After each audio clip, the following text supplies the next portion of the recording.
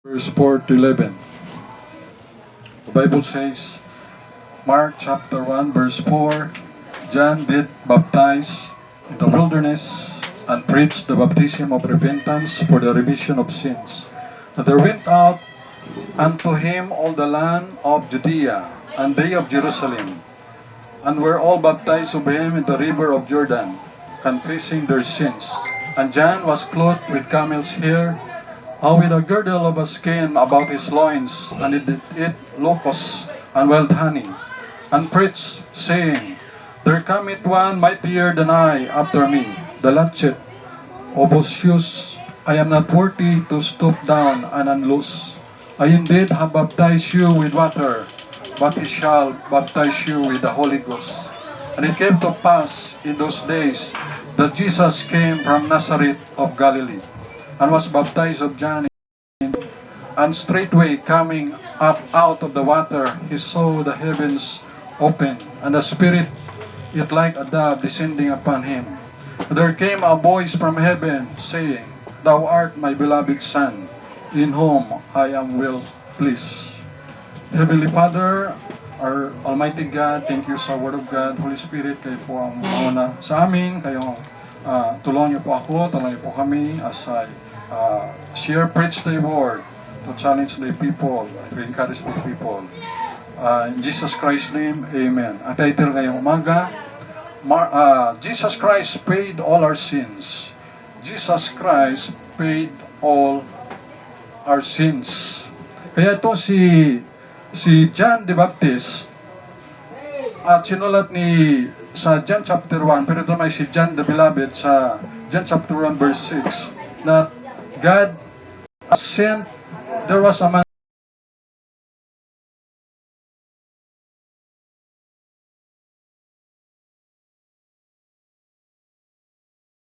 sa Bible, mga malalaki na binabautismohan. Even si Lord Jesus, 30 years old, nabaptize siya. Even mga 12 disciples, malaki na. Si Lord Jesus binaptize, 30 years old. Yan ang biblical. Even sa Acts chapter 2, verse 41. Then they that gladly receive His word were baptized. And the same day, there were added unto them about 3,000 souls. Sa pag-usad ng panahon at nagkaroon ng mga religious leaders, noong unang panahon ay binago na nila ang bautismo. Mga sanggol na. Like the practice sa Roman Catholic Church, ito ay galing sa Roma, Italy. Sa totoo lang, wala sa Bible na binautismohan na sanggol o baby. Si Jesus was baptized 30 years old. Yan yung biblical. Ang sanggol ay ginagawa dyan ay dedication. Like si Jesus, gin-dedicate siya sa templo doon sa Jerusalem. Kaya dito si Jesus na baptized sa verse 9, and it came to pass in those days that Jesus came from Nazareth of Galilee and was baptized of John in Jordan. And straightway coming out of the water, he saw the heavens open, and the Spirit like a dove descending upon him. Dahil ang heavens dito ay tatlo. Verse 7, second heaven, third heaven.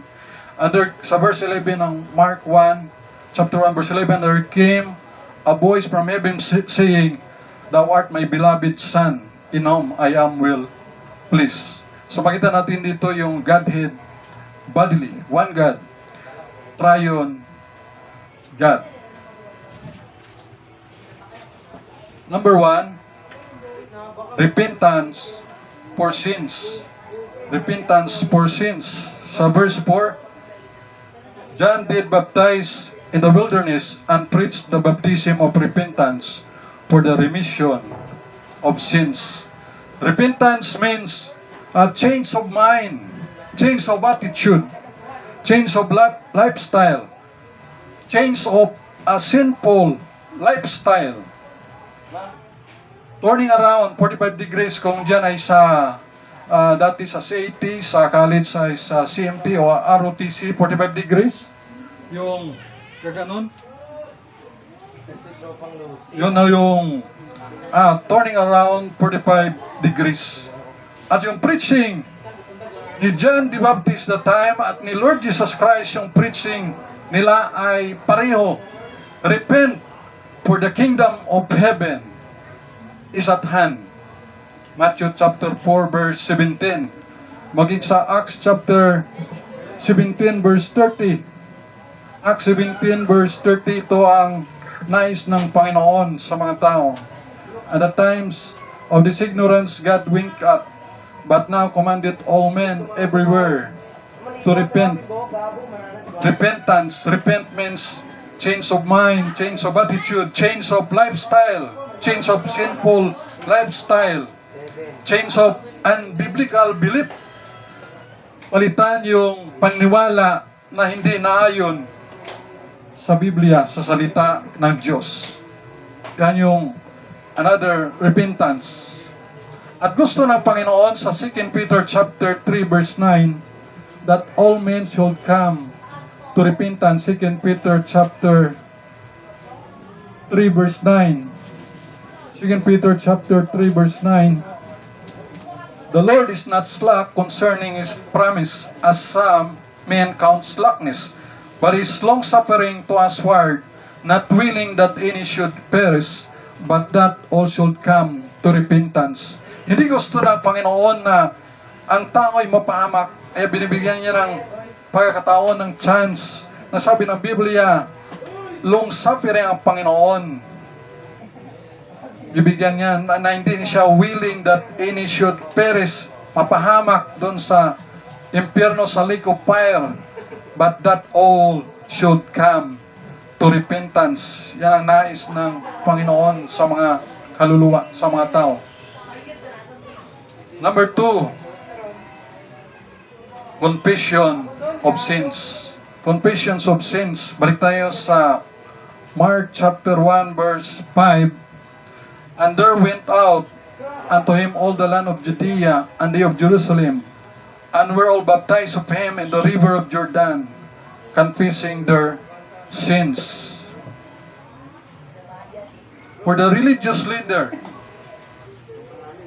during Lord Jesus' day and even John the Baptist's day, religious leader like Pharisees, Sadducees, scribes, member of Sanhedrin. Ang Sanhedrin ay ito yung highest court sa Israel, composed of 70 members, representative, at ito ay pinamumunuan ng chief priests. Confessions of their sins, even the people of Israel, even the soldiers in the time, Luke chapter 3 verse 14, soldiers, nung tinanong nila, ano aming gawin? Sabi nila kay John the Baptist. Kaya sagot ni John the Baptist sa Luke chapter 3 verse 14, and the soldiers likewise demanded of him, saying, and what shall we do? And he said unto them, sabi ni John the Baptist kanila, do violence, tatlo to, do violence to no man, number 1, neither accuse any falsely, number 2, number 3, and be content with your wages. Do violence to no man. Huwag kayong gumawa ng violente sa kaninumang tao. O sa ating time, ito ay tatawag na human rights violence. Police brutality yung tawag dito. Kaya sabi daw na huwag niyong gagawin yan. Of course, alam natin mga pulis ngayon ay majority sila yung mga mabait, mabubuti yung mga pulis dahil maraming mga pastor, praise the Lord sa mga pastor, nagtuturo sa kanila ng moral recovery, spiritual transformation. Kaya noon, pangunang panahon, sabi ni John the Baptist sa mga soldiers, sa mga sundalo, do violence to no man. Huwag kayong gumawa ng dahas sa sinumang tao. Neither accuse any falsely. So ito yung tinatawag sa ating time na mga may akusasyon na yung mga planted evidence. So ganun, noong mga panahon, tinuruan na sila ni John the Baptist, mga soldiers, neither accuse any falsely. Huwag maakusar ng mali.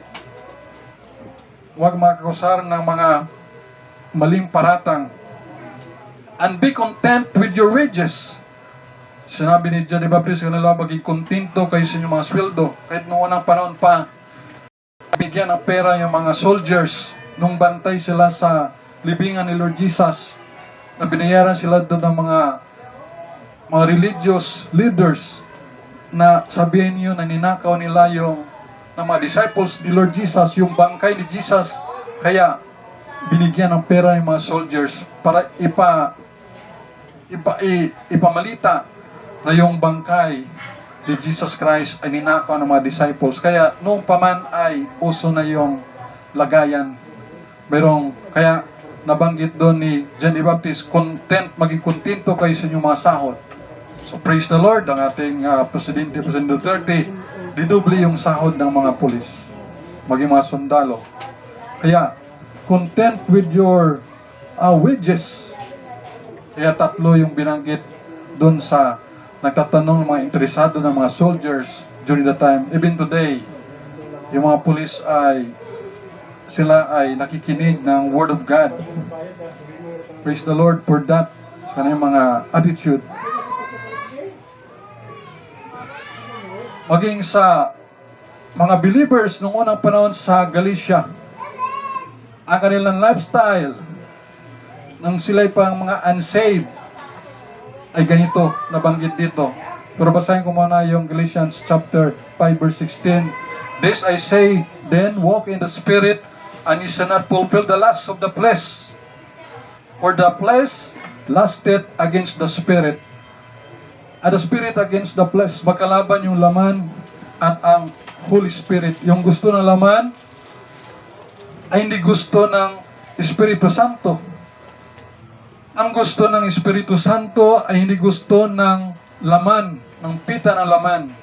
And these are contrary the one to the other, so that ye cannot do the things that ye would. But if ye lead of the Spirit, panalit ka ng Holy Spirit, ye are not under the law.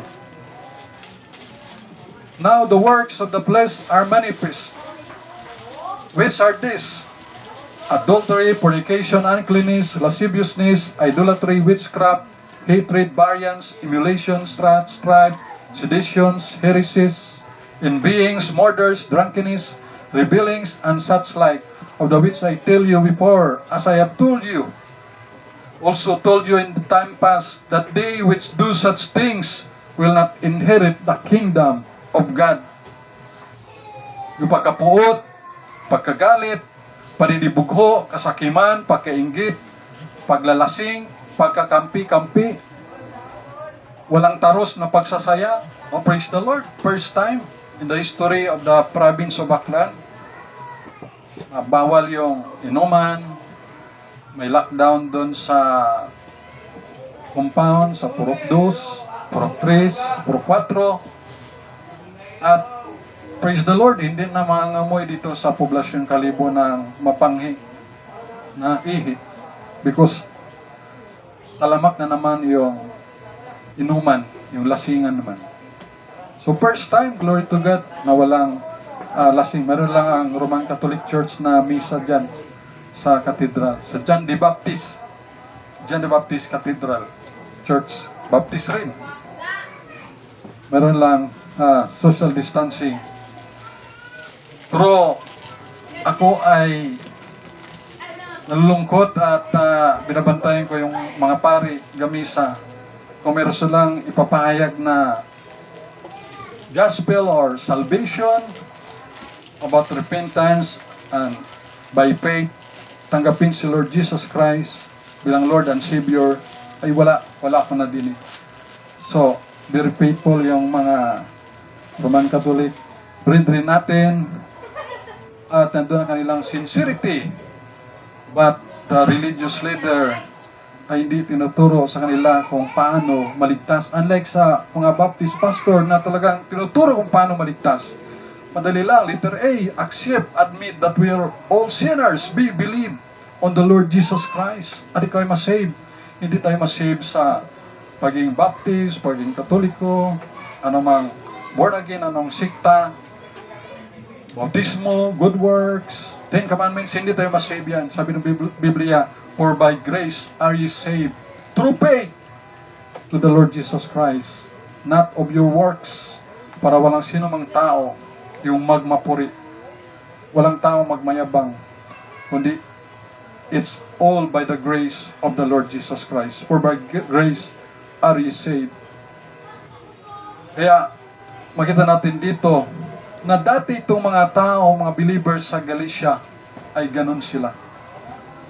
Pero praise the Lord, dahil kay Jesus Christ ay nabago na. Kaya nga ang fruit of the Holy Spirit na nabanggit sa Galatians, but the fruit of the Spirit is number 1 doon, ang fruit of the Spirit sa Galatians chapter 5. But the fruit of the Spirit is love, joy. Ano number 1? Ito. Sabi ng Biblia, but the fruit of the Spirit, the Holy Spirit is love, joy, peace, long-suffering, gentleness, goodness, faith, meekness, pagpakumbaba, temperance. Hindi siya hot temper, kundi mapahinuhod. Slow to anger, against such there is no law. So praise the Lord for that.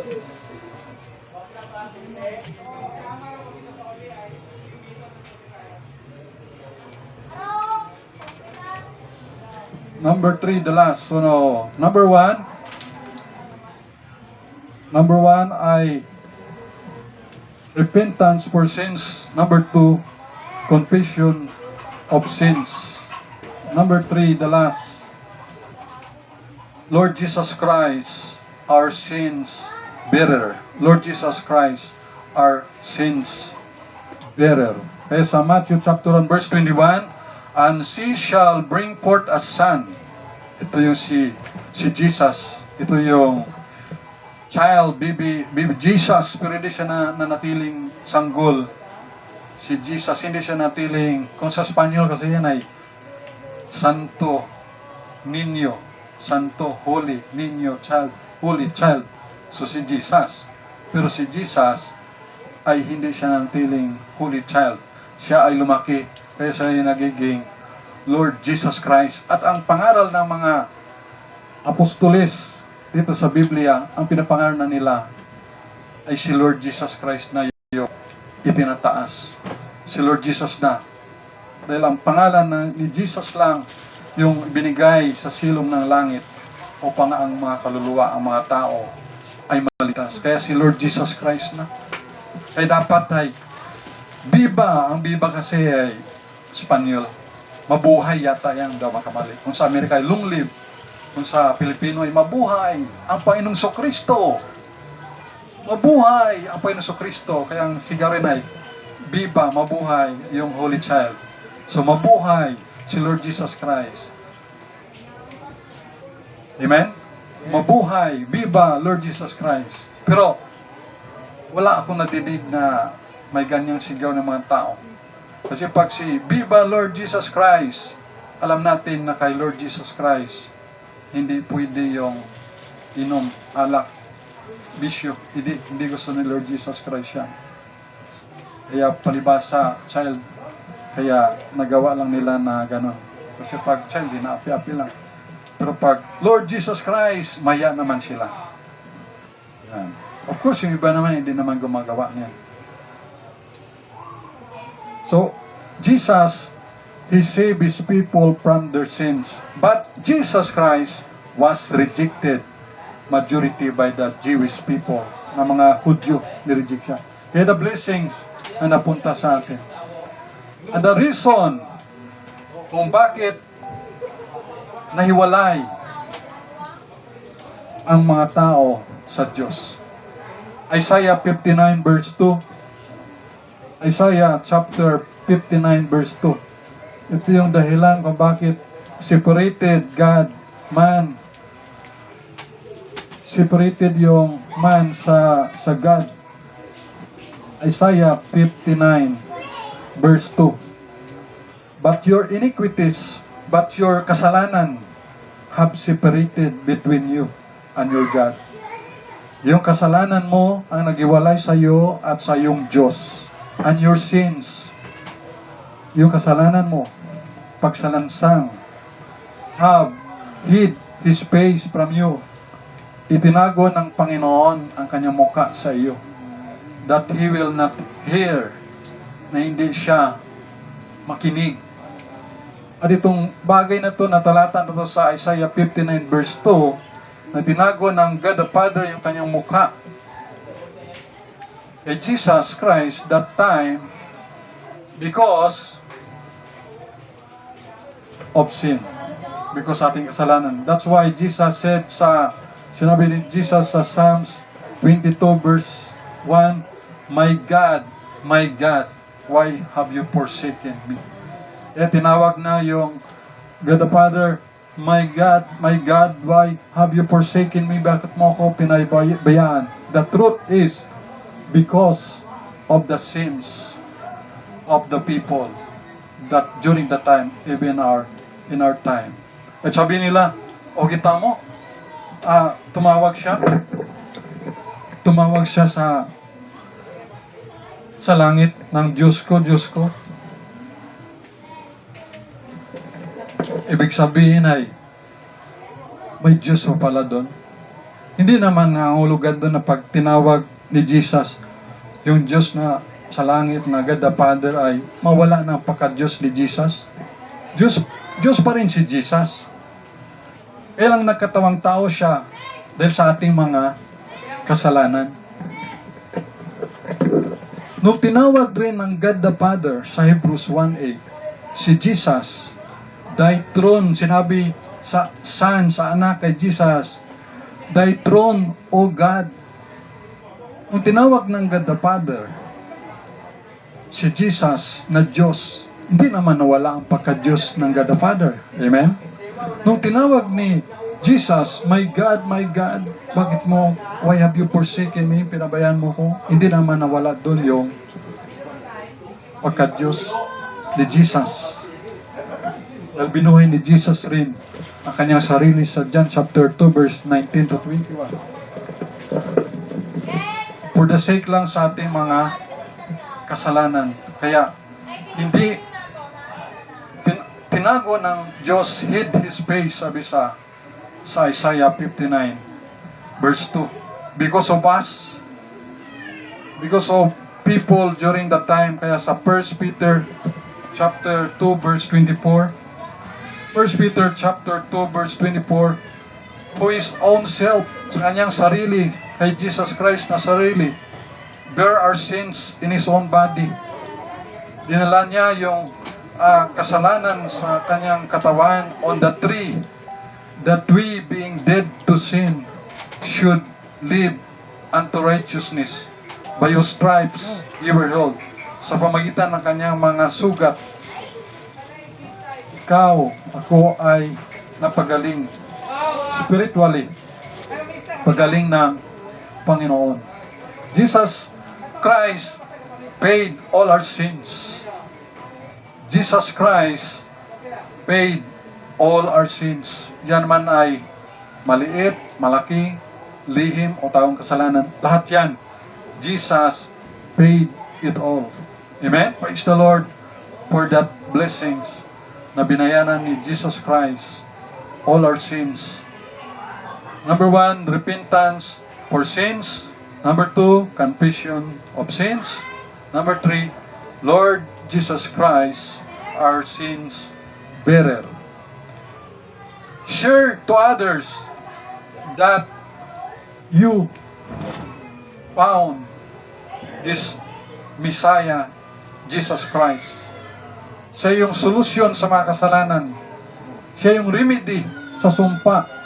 Sa curse of sin is death in the lake of fire. Jesus Christ is the solution.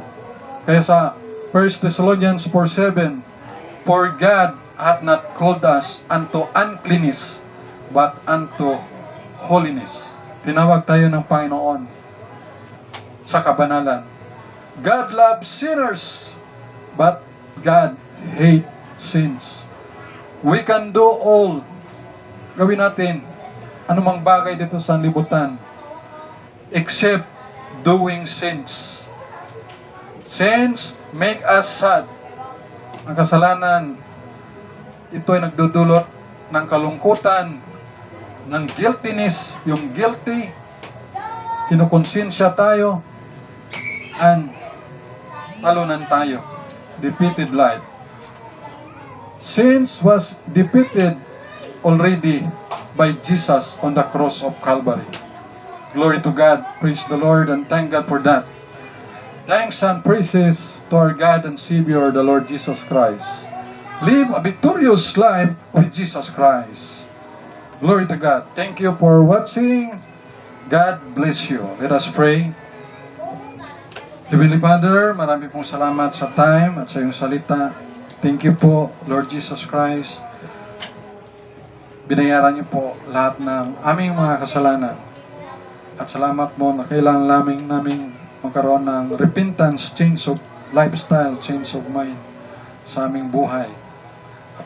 Aming confess. Ang sino hindi mag-confess ng kasalanan ay hindi mapapabuti ang buhay sa Book of Proverbs. So salamat.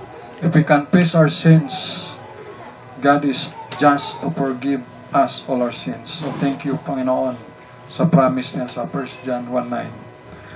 And thank you, Lord Jesus Christ, ikaw yung nagdala ng aming mga kasalanan. At thank you, meron na kaming tagumpay sa kasalanan because of you, Lord Jesus. At in-encourage mo kami na mamuhay unto holiness. Salamat po ng marami sa katotohanan iyan. So sa ating mga kaibigan, ating mga loved ones, o sa ating mga taga-subaybay, ikaw hindi mo tiyak ang iyong kaluluwa saan mapunta. Meron kang religion, pero wala kang kasiguraduhan ng buhay na walang gan sa langit. Meron kang religion pero wala kang relasyon sa Panginoong Hesus. Ito ay pagkakataon mo na. Kailangan mo lang ay desisyonan na aminin na tayong lahat ay makasalanan. Confess sa ating mga kasalanan. Sa palatayanan yung ginawa ng Panginoong Hesus sa krus ng Kalbaryo. Kanyang pagkamatay doon sa ating makasalanan, pagkalibing at muling pagkabuhay. At salamat sa Panginoong Kristo sa kanyang sakripisyo sa krus ng Kalbaryo para sa ating mga kasalanan at para tayo ay iligtas doon sa kapamakan patungo sa impyerno, at ang impyerno at ang kamatayan ay tatapon pa sa lake of fire. Maraming salamat sa Panginoong Kristo. Kailangan mo lamang ay aminin ang tayong nakasala, sumampalataya sa Panginoong Hesus, at piliin mo na siya ay tanggapin, and first choose to receive by faith Jesus Christ as your Savior. Di mo alam saan patutungo pag ikaw ay bawian ng buhay, di mo alam saan patutungo yung kaluluwa. Sumunod ka sa panalangin nito with all your heart, and by faith tanggapin mo si Lord Jesus as your personal Lord and Savior. Sumunod ka with all your heart sa prayer na to. Repeat after me with all your heart. Lord Jesus, I admit I am a sinner. Thank you for your life. Thank you for the cross of Calvary. I admit that I am a sinner. Lord Jesus, I repent for all my sins. Forgive me for all my sins. This day, I open my heart and I receive you and come into my heart and be my Lord and Savior. Thank you for the promise of eternal life. Thank you, sweet Holy Spirit. Thank you for the eternal life in heaven. Thank you, Father God, in Jesus Christ's name. Amen. Praise the Lord. Mawit tayo yung stanza number 3 and 4. Ang pangako ng Panginoon sa iyo, sa atin, sa John 1:12, but as many as receive Him, tumanggap sa Panginoon Hesus Kristo by faith, give them power to become the sons of God. Wow, praise the Lord, what a blessing, no? Kung ikaw nga ay anak ni President Duterte o Senator Pacquiao, ay privilege siya. How much more? Tumanggap ka kay Lord Jesus. Sabi ng John 1:12, sons of God na tayo. So praise the Lord, blessing yan. And God is our Heavenly Father. at wala na tayong hatol sa impyerno, wala na tayong condemnation, Romans 8:1. Okay? Mawit tayo, third stanza, the old rugged cross, sing. And the old rugged cross, stained with blood so divine, a wondrous beauty I see. For 'twas on that old cross Jesus suffered and died to pardon and sanctify me. So I'll kiss the old rugged cross, till my trophies at last I lay down. I will cling to the old rugged cross. I'll exchange it someday for a crown. The last, to the old rugged cross, I will ever be true. Its shame and reproach gladly bear. Then I'll call me someday to my home far away, man, where His glory forever I'll share. So I'll cherish the rugged cross, till my true peace at last I lay down. I will cling to the old rugged cross. I'll exchange it someday for a crown. Glory to God, and thanks and praises to our Lord Jesus Christ. Let us go to the Lord in prayer. Almighty God, our Heavenly Father, maraming salamat po sa time at salamat po sa iyong salita. Thank you, sweet Holy Spirit. Pagpalain niyo rin aming mga loved ones, mga kaibigan sa Facebook, sa YouTube, mga brethren, mga kapatiran, Panginoon, sa Christ Baptist Mission Church, sa Aklan Baptist Church, sa Numancia, Panginoon, sa Harvest Baptist Church, may sa High Ground Baptist Church, maging Bethany Baptist Church, Makati, maging Landmark Bible Baptist Church, maging Bible Baptist Church o Iloilo, Pastor Brooks, Panginoon, salamat. Heavenly Father, I'm praying for Pastor Julius Canoy, and Mampas, Pastor Gio, Pastor Bogs, Pastor Ramon Rosauro, Kuya Kim, Tinining, si KK, Pastor Vic Javier, Nay Heidi, ng Milis, Terpen, si Munit, si Petit, Linlin Jomar, Papaw, si Brother Bong, Brother Edgar, Panginoon, si Dino, Nila G.A., si Mercy Pate, Mayan, si Jan, si Inse Lord, si Julian, si Vanessa, si Mr. ni Lord. Pagpalaan niyo po ingatan, si Mami Ling Guevara, Preacher Jim, si Sir Ricky Laurenti, and family, Pastor Romeo Carlos, Pastor Nabli, Pastor Villanueva, Pastor Ibaton, Pastor Gisalba, Dr. Gisalba, Pastor Ken, Pastor Gumi, Pastor Errol, Pastor Manny Sapira, Nong Patrick, si Nanjima, Palako Langara, Pastor Chagan, Pastor Paderes, Pastor Gio Terador, Pastor Yuli, Pastor Jess, Pastor Dan, Pastor Excel, Pastor Biador.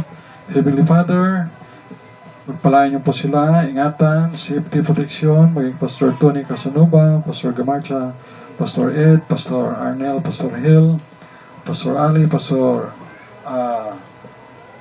Bilion, Pastor Ray, Pastor Kalikdan, si Ate Inda, Ate Bibi, Ate Bing, Ate Nitang, Pastor John Magada, Preacher Nelson, Pastor Gargulis, Pastor Mikorati, Missionary Bert Correls, Bob Colon, Bobby Kipoy, Dulcie Tan, Joby Villamor, Rian Yun, si Glo James, si Rad King, Jojo Latade, John Hernan, Edward Calibayan, Josue Sotonero, Pastor Coliano. We are praying dun sa mga Israelites, peace sa Jerusalem, at salvation ng mga Jewish people, mga Hudyo Lord. Palain naman si Pastor Nathaniel Nicor, Pastor Joe, si Barangay Captain Nel Candelario, Mayor La Chica, Gobernador Flores, si Nang Georgine, si Barangay Captain ng Pere Templo Nuevo, J. Pablo, si Brad Alan, si Pilin, si Yudi Noknok, si Risti Subika, mga seaman, Panginoon, ingatan niyo sa barko, safety protection sa kanila, sa mga OFW, maging Panginoon mga nurses, mga doktor, Panginoon, mga frontliner, ingatan sila, tulungan niya Panginoon, ay si Sister Maitelis, Jing Javier, Lisa, Julius Go, mga teachers, sa DepEd, private, public, Lord, tulungan niyo sa mga module, mga bata, mga parents, President Duterte, ganun Panginoon yung mga cabinet members, mga military, police, army, air force, navy, Lord. We are praying for their safety, protection, Lord. Tulungan niyo rin po sila, Panginoon.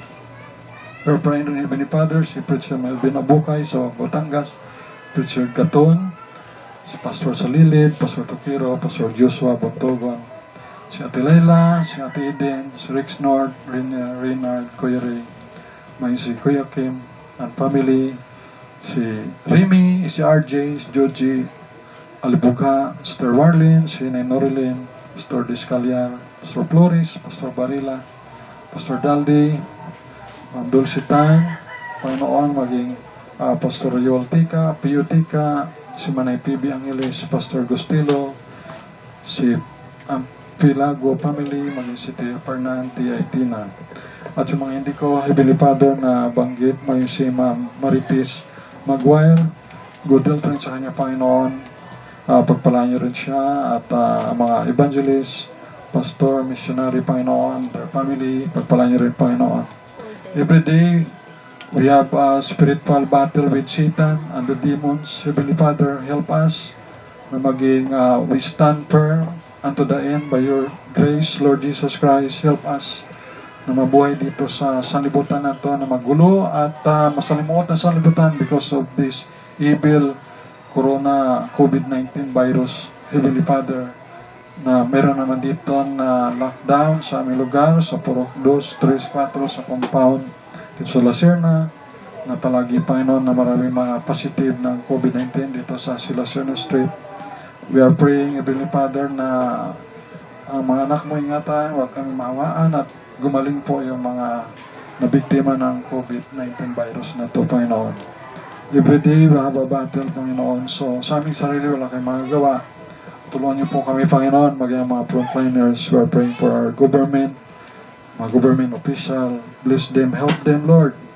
At bawat mga Pilipino, pagpalaan niyo, Panginoon. Especially, mga religious sector na sila rin po ay magturo ng kaligtasan na kay Lord Jesus lamang at salvation rin nila, even their parishioner, mga sumuluno din na sila rin ay ma-enlighten by the power of the Holy Spirit and the gospel, glorious gospel of the Lord Jesus Christ. Na sila po ay manampalataya, mag-repent at tanggapin by faith si Jesus Christ bilang Lord and Savior.